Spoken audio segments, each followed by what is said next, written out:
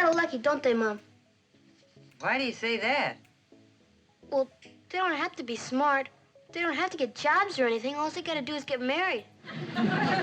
Well, Beaver, being smart isn't exactly a drawback to marriage. Well, if they don't get married, well, they can become dressmakers or cut people's nails in a barber shop or take care of kids and a lot of other dumb stuff. Remember when TV families basically raised half the neighborhood? Leave It to Beaver was that show. Jeri Mathers as Beaver, always in over his head. Tony Dowell as Wally, somehow cool and square at the same time. Barbara Billingsley gliding through every scene as June, and Hugh Beaumont as Ward, the calm voice of reason on screen and a real-life moral compass often. The Cleavers in Mayfield felt like the blueprint. It all kicked off in 1957 when the series premiered on CBS before settling in at ABC. Over 6 seasons and 234 episodes, Leave It to Beaver followed Theodore Beaver Cleaver from treehouse troublemaker to almost grown-up, and thanks to endless reruns, a lot of us met him years later on grainy afternoon TV, maybe with a TV dinner and maybe sitting way too close to the screen. Today, we're digging into 15 weird, wild, and wonderfully specific facts you probably didn't know about Leave It to Beaver. From fake deaths and courtroom porn rumors to Olympic dreams and the real reason the Cleavers house just moved. Now, before we dive in, hit like and subscribe to remember when for more deep dives into the shows that raised us. Now, let's get into the countdown with number 15. Jeri Mathers was declared dead, while very much alive. Now, if you grew up watching Leave It to Beaver, you probably assumed Beaver Cleaver grew up, went to college, and lived a nice normal life. What you might not know is that at one point a huge number of people thought he was dead. In the mid-1970s, Jeri Mathers appeared on The Tomorrow Show with host Tom Snyder, who casually brought up a long-running rumor that Mathers had been killed while serving in Southeast Asia. Mathers had heard the rumor too and had absolutely no idea where it came from. The whole thing was eventually traced back to 1968, when a serviceman named Sergeant Stephen Mathers was killed in Vietnam. Somewhere along the way, wire services got sloppy and the name got confused, so suddenly Beaver Cleaver was being reported as a fallen war hero. The rumor spread fast enough that actress Shelley Winters actually announced Mathers' supposed death on The Tonight Show. Yeah, national TV. No confirmation, just a tragic misunderstanding broadcast coast to coast. Mathers later said the rumor became so widespread that his close friend and former co-star Tony Dowell believed it. Dowell even sent condolence flowers to Jeri's parents, who, understandably, were very confused. Now, to clear things up once and for all, Jeri Mathers never served in Vietnam. He did serve honorably in the California Air National Guard, but he never left the United States. Number 14, Eddie Haskell was never an adult film star. Yes, you heard me right. For years, there was an urban legend that claimed that Ken Osmond, the smirky backhand compliment king himself, secretly grew up to become adult film star John Holmes. No, that's not true. It's not even close. The rumor took off because Holmes bore a loose facial resemblance to Osmond, and some porn distributors decided to lean hard into that coincidence. Holmes even appeared in several films under the name Eddie Haskell, clearly meant as a satirical wink to the wholesome TV character and a cheap way to sell tapes. It worked. For Osmond, it wasn't funny. It followed him everywhere for over a decade. As he later put it, it was a pain in my butt for 11 years. Eventually, he'd had enough. Osmond filed a defamation lawsuit against the distributors using the Eddie Haskell name. What started as a bizarre rumor turned into a real legal fight that worked its way through the California courts. In the end, the court ruled against him. The name Eddie Haskell was deemed protected satire, a parody of a fictional character, not a claim that Holmes was Ken Osmond himself. But Osmond did score one important win. A Los Angeles theater had advertised one of Holmes's films as starring TV's Eddie Haskell. The court ordered the marquee taken down, and who showed up to make sure it happened? None other than Ken Osmond himself, because by that point, he was a motorcycle officer with the LAPD. So no, Eddie Haskell never became John Holmes. But somehow a nosy sitcom teenager with a fake smile still ended up shaping California case law and personally shutting down his own imposter. Number 13, The pilot was a totally different show. Before America ever met the Cleavers we remember, Leave It to Beaver quietly aired a version of itself that barely resembled the show that would become a classic. The original pilot was titled It's a Small World, and it aired on April 23rd of 1957 as part of the anthology series Studio 57. Jeri Mathers was there as Beaver, Barbara Billingsley was there as June, but almost everything else was off. Ward Cleaver wasn't played by Hugh Beaumont. Instead, he was played by Max Showalter, billed as Casey Adams. Wally Cleaver was played by Paul Sullivan, who would later be recast after a sudden growth spurt made him look too old to be Beaver's big brother. Hi, what's new with you guys? Oh, nothing much. Beaver was hanging around, you know how he does. So I just told him not to get rid of him. What are you trying to do, give me the business? Cleaver, you're worse than your brother. You're a creep, too. Even the supporting cast felt like an alternate universe.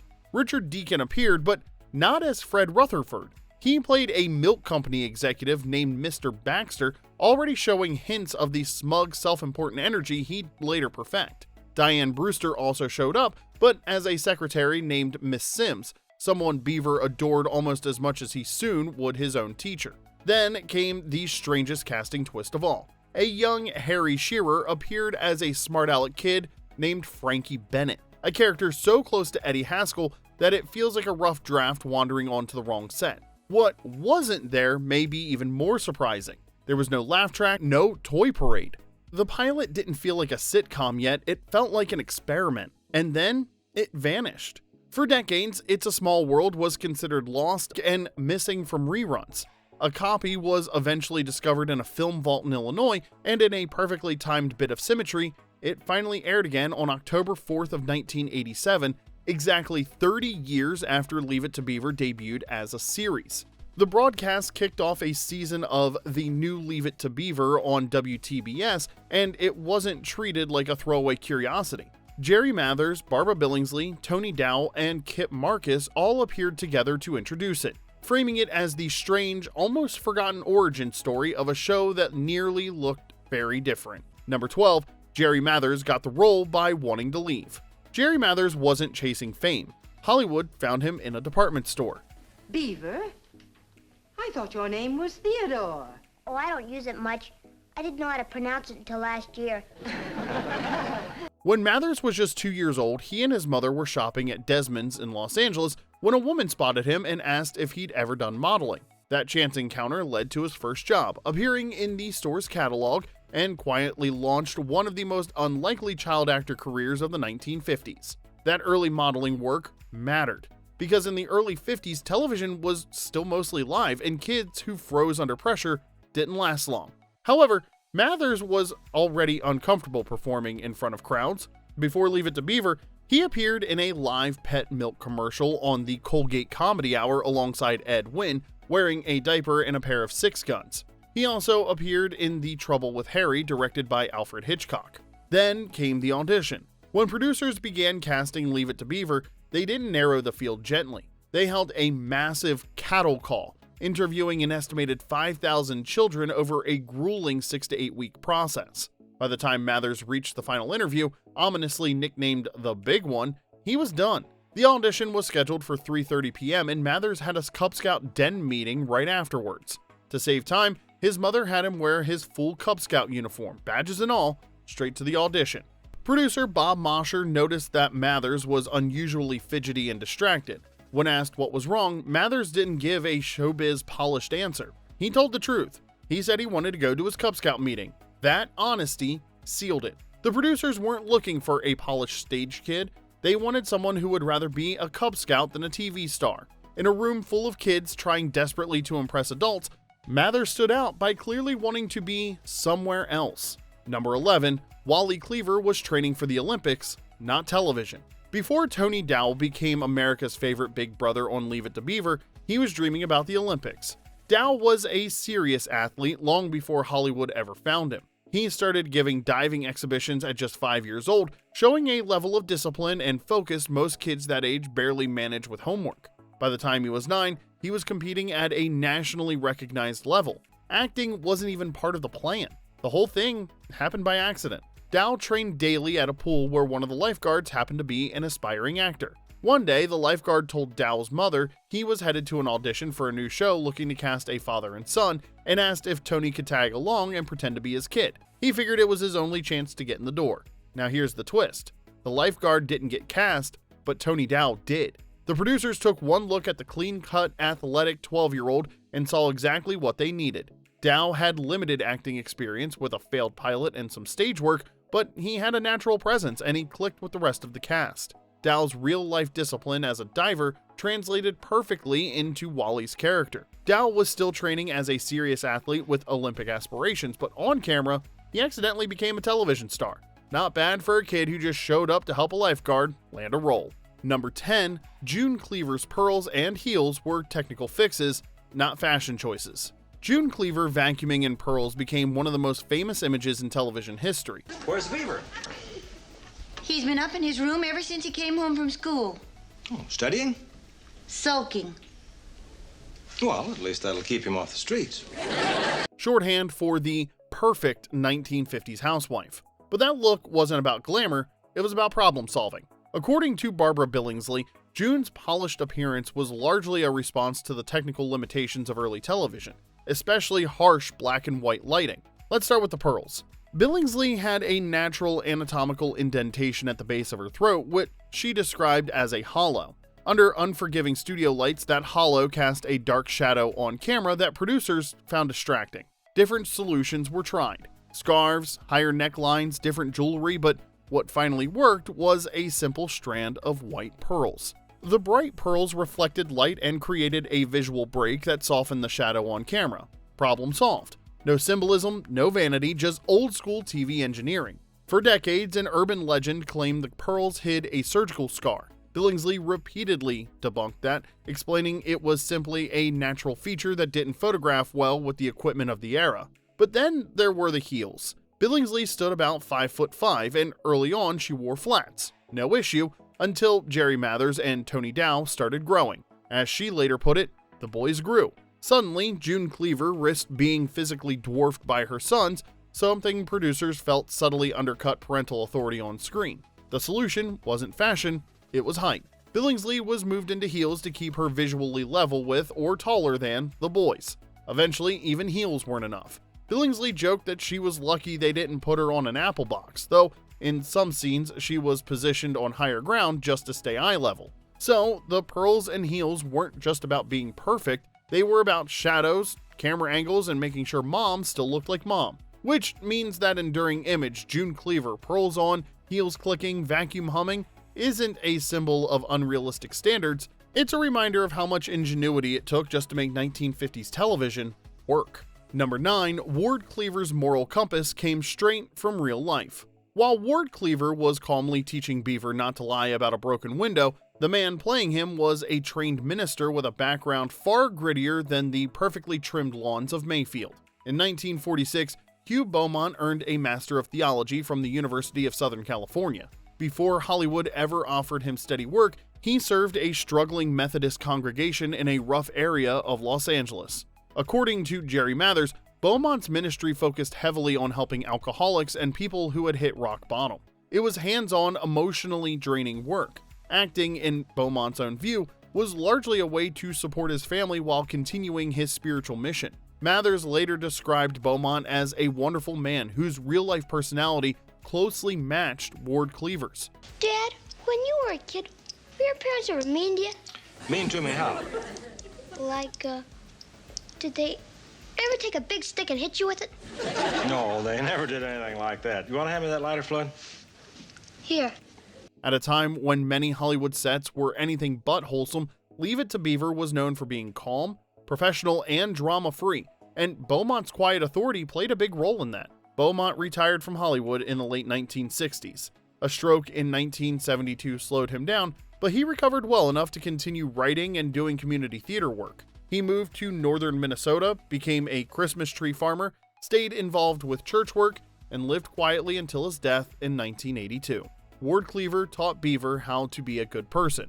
Turns out, Hugh Beaumont had been doing that long before the cameras ever rolled. Number 8, Judy Hensler walked away. Remember when Judy Hensler, Beaver's smug, know-it-all nemesis, just sort of vanished after 1960? No goodbye, no explanation. One day she was there and then Mayfield acted like she never existed. I bet you there'll be a lot of guys going. A whole lot. Beaver's got a sweetheart. Beaver's got a sweetheart. I have not. Well, the reason had nothing to do with storylines and everything to do with how unforgiving Hollywood was to young girls growing up on camera. Jeri Weil hit a wall that many child actors in the 50s and 60s weren't allowed to talk about: puberty. As Weil entered her preteen years, she began developing physically earlier than her male co-stars. Rather than adjusting the role, producers insisted she maintain the illusion of perpetual childhood. To do that, she was forced to bind her chest, something she later described as uncomfortable and humiliating. That was it, and she decided she couldn't do this anymore, and the pressure wasn't just physical. Weil later revealed that director Norman Tokar would sometimes deliberately needle her before scenes to make sure she appeared sufficiently bratty on camera. It worked, but it came at a cost. Playing Mayfield's resident tattletale followed her into real life. When Weil started junior high, classmates refused to talk to her. Judy Hensler was disliked on TV and socially radioactive in real life. Contrary to long-standing rumors, Weil wasn't fired.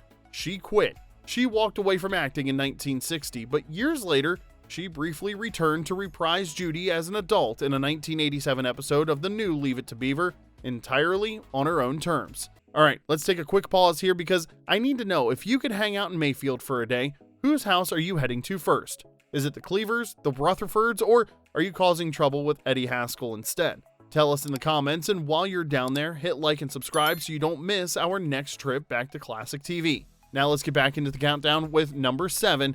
Lumpy Rutherford grew up to be the smartest guy in the room. Frank Bank played Clarence Lumpy Rutherford, the bragging, slow-on-the-uptake high school bully on Leave It to Beaver. And he played him so well that when the show ended in 1963, casting directors couldn't see him as anything else. So when his acting career fizzled out, Bank walked away from Hollywood and accidentally became wildly successful. Bank enrolled at UCLA, but he'd already been preparing for his second act. During breaks on the Beaver set, while other actors relaxed, Bank was reading the Wall Street Journal and teaching himself everything he could about tax-free bonds. Turns out, the guy playing the dim-witted bully had a sharp mind for finance. And he wasn't just good with numbers sharp, he was Wall Street sharp. Hi, Eddie. You working here at the pet shop? What do you think I'm doing with this broom? Playing Halloween? Ha, ha, ha. Excuse me, please?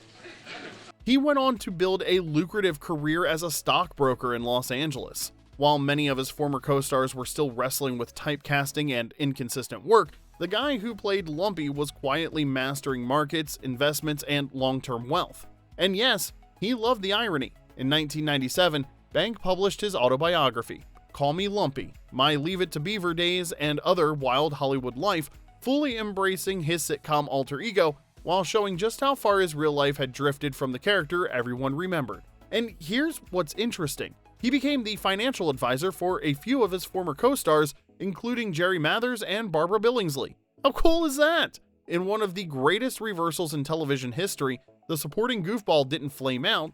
He grew up, got rich, and quietly became the most responsible adult in Mayfield. Number 6, the Beaver nickname has 2 origins, and they're both true. So everybody wants to know, why on earth was Theodore Cleaver called Beaver? For years, the show never answered that question until the very last episode. As the family looks through old photos, June explains that when Wally was a toddler, he couldn't pronounce the name Theodore. Instead, it came out as Tweeter.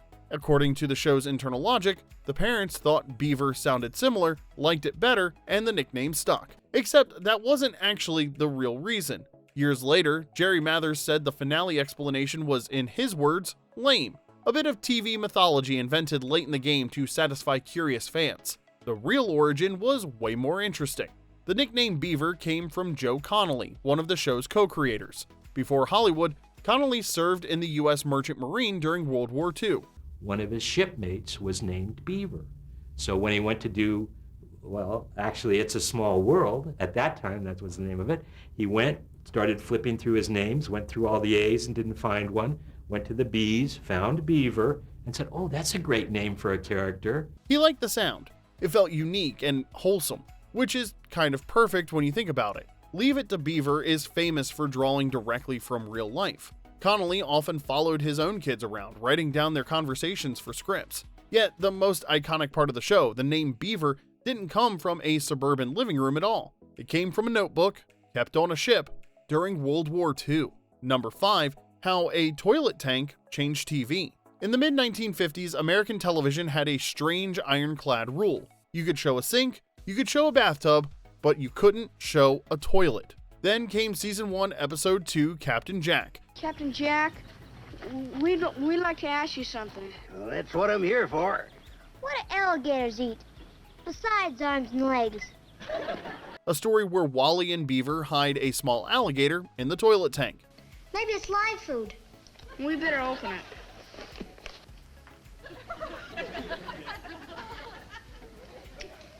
Maybe if you put him in water, he swells up. You ever heard of a dehydrated alligator? Network censors immediately shut it down. The producers argued that the toilet tank wasn't a gag, it was essential to the plot. After weeks of pushback, CBS agreed to a compromise that made television history. The scene could air only if the toilet bowl itself was never shown, just the tank. That decision made Leave It to Beaver the first American television series to ever show a toilet tank on screen, a tiny visual detail that quietly cracked open one of TV's most rigid rules. Because of the delay, Captain Jack was pulled from the premiere slot. Instead, another episode aired when the series debuted on CBS on October 4th of 1957. So, the most wholesome family sitcom of its era began by challenging censors and bending television rules. Very on brand for Beaver. Number 4, the Cleaver house moved and then got replaced. The Cleaver residence might be the most famous house in television history, but here's the twist. It wasn't just one house. It was a traveling house and eventually a fake house. When Leave It to Beaver debuted, the Cleavers lived at 485 Maple Drive. That wasn't just a fictional address, it was a physical set on the Republic Studios lot where the show filmed its first 2 seasons. Then, in Season 3, everything changed.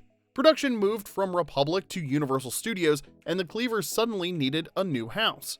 Instead of ignoring the switch, the producers wrote it into the show. In the Season 2 finale, the family talks about selling their home, and when Season 3 premieres with Blind Date Committee, they're suddenly settled into a new place at 211 Pine Street. No moving boxes, no U-Haul, just a new house and the same family. And that Universal house wasn't exactly new to show business either. The structure, often nicknamed the Paramount House, was originally built by Paramount Pictures for the 1955 film The Desperate Hours. Before Beaver ever rode his bike down the sidewalk, the house had already appeared in Disney's The Shaggy Dog. After the Cleavers moved out in 1963, the house didn't retire. It kept working.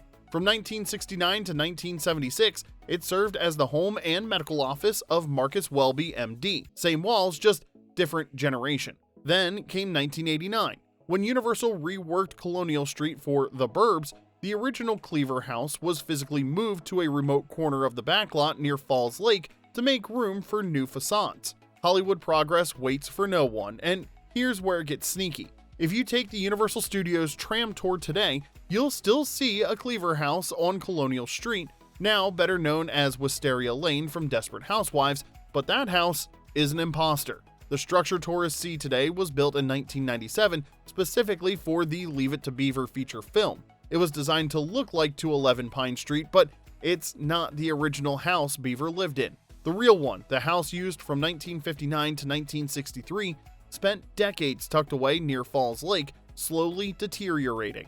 After years of neglect, it was reportedly demolished in 2022. Number 3, Barbara Billingsley escaped typecasting by leaning straight into it. By the time Leave It to Beaver ended in 1963, Barbara Billingsley had a problem. She was famous and completely stuck. For years afterwards, casting directors couldn't see past the pearls. To them, she was June Cleaver. Calm, composed, vacuuming in heels, and that was all she'd ever be. Billingsley barely worked for nearly 2 decades, but then came Airplane. The 1980 comedy treated expectations like piñatas, and Billingsley was one of the biggest targets in the room. The funny part is, when she signed on, her part wasn't even fully written. The script simply noted that a sweet elderly lady would translate slang for 2 passengers. That was it. No dialogue, no jokes, just a concept and hope. To make it work, the directors brought in actors Al White and Norman Gibbs to teach Billingsley the lingo. White ended up writing her actual lines, and Billingsley delivered them the only way she knew how, completely straight with the same unflappable authority she'd perfected as June Cleaver. Some mofo butter laying me to the bone, jacking me up. Tight me. Oh, stewardess, I speak jive. Oh, good. He said that he's in great pain and he wants to know if you can help him. That's why the scene worked. The joke wasn't the slang, it was her. And here's the part that gets lost. This was a genuine risk. If the joke landed wrong, if audiences laughed at her instead of with her, she wouldn't look self-aware. She'd look like a relic. But she nailed it. That one scene changed everything. Suddenly, audiences saw her differently, not trapped by June Cleaver, but fully in on the joke and owning it. It opened doors she hadn't walked through in years, including voicing Nanny on Muppet Babies. Oh, I just finished cleaning the kitchen, and now I have to clean the bathroom. And eventually returning to Mayfield for the Leave It to Beaver revival. For almost 2 decades, Hollywood thought Barbara Billingsley was just a woman who vacuumed in pearls. One perfectly deadpan performance proved them all wrong. Number 2, Leave It to Beaver invented the sitcom finale. In 1963, most TV shows just stopped. One week you watched a normal episode, and the next week the show was gone. No goodbye, no closure, no sense that the characters' lives were actually moving forward. Leave It to Beaver did something different. Quietly, deliberately, and years ahead of its time. The final episode, Family Scrapbook, is widely regarded as the first primetime sitcom episode written specifically to give audiences closure. Fittingly, it was directed by Hugh Beaumont himself. This finale marked his final performance as Ward Cleaver and the last time all the original Cleaver family would appear together on screen. The episode's hook was deceptively simple. The Cleavers discover an old scrapbook, which becomes the framing device for a nostalgic walk through their past. Beaver brought home his first note from a teacher. Oh, yeah. He was so petrified he was too scared to show it to you. It's a note, all right. There's a lot of writing in there. Why didn't you give it to Mom? I'm scared of what's in it. But you don't know what's in it. That's why I'm scared. Yes, it's technically a clip show, but it was meant to give the closure most shows never did. Was it tidy? Sure. Was it satisfying? Absolutely. Within the story, Wally was graduating from high school and heading off to college. Beaver was preparing to enter high school, and childhood was ending, not with drama, but with quiet confidence. The final scene says everything. Beaver and Wally, now nearly grown, sit on their bedroom floor laughing as they play with a simple wind-up toy. No lesson, no lecture, just a moment acknowledging that growing up doesn't mean letting go of joy. Modern finales didn't invent that idea, Leave It to Beaver did. Number 1, the revival was a love letter, not a cash grab. In 1983, a TV movie called Still the Beaver reunited America's first family and quietly laid the groundwork for a full revival series, first on the Disney Channel in 1984, then renamed the new Leave It to Beaver on TBS in 1986. From the very start, the revival made one thing clear. This wasn't about pretending time hadn't passed, it was about honoring what had. The project became bittersweet almost immediately. Hugh Beaumont, the moral backbone of the original series, passed away in 1982, just as plans for the reunion were coming together. Still the Beaver was officially dedicated to his memory, and Ward Cleaver was written as having died in 1977. But Ward was never forgotten. The revival frequently used flashback footage from the original run, allowing the adult Beaver and Wally to reflect on their father's steady guidance even decades later. And the Cleaver household itself had evolved. Beaver is now a divorced single father raising 2 sons, Oliver and Kip.